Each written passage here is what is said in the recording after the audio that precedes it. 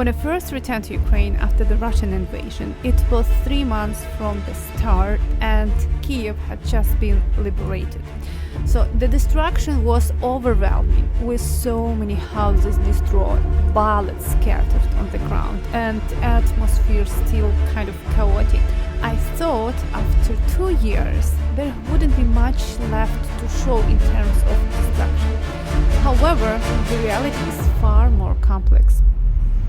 Borodyanka. This is a city around Kiev.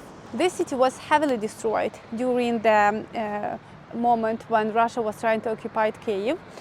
All these cities are around, and there is also airport, a small one, I guess that was important part also. That's why there was heavy fightings, heavy bombings. So many houses get destroyed, and now it's already 2 years past. So let us see how the life in city nowadays. Is there anything getting restored?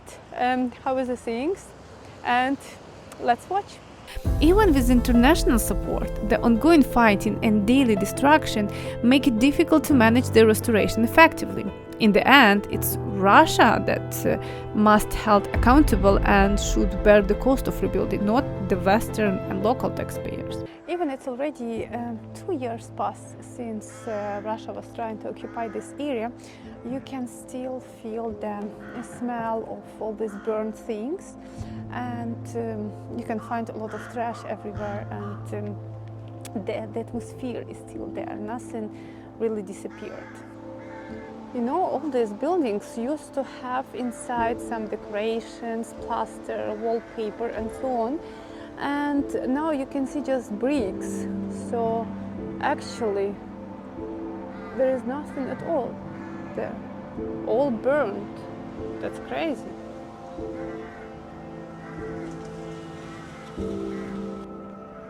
At the same time, next to these buildings, you can find this one, which are getting remodeled, rebuilt, and they are right next to this destroyed one.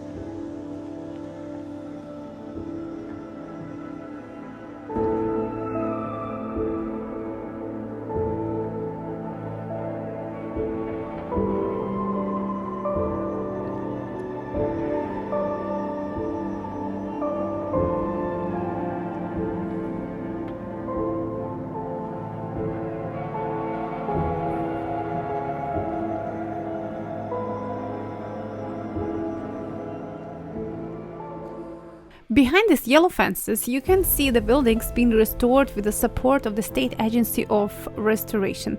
People need somewhere to live, and there is no social housing in Ukraine. So those whose homes have been destroyed often rent accommodation in another city at their own expense, or have even moved abroad.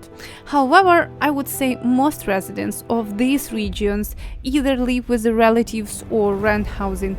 Not really many of them moved outside.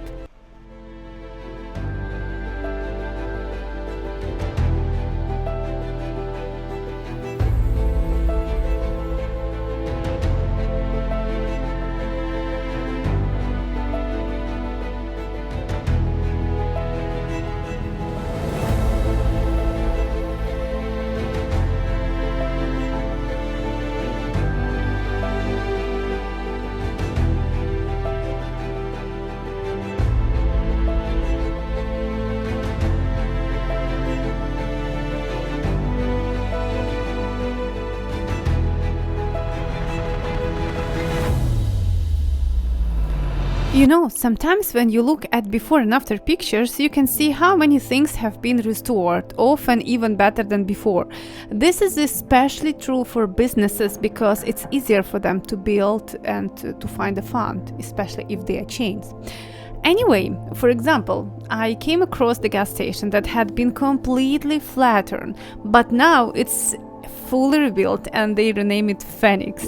And I was also surprised to find a massive hypermarket which was destroyed 2 years ago, now standing even better than before. However, not everything has such happy ending.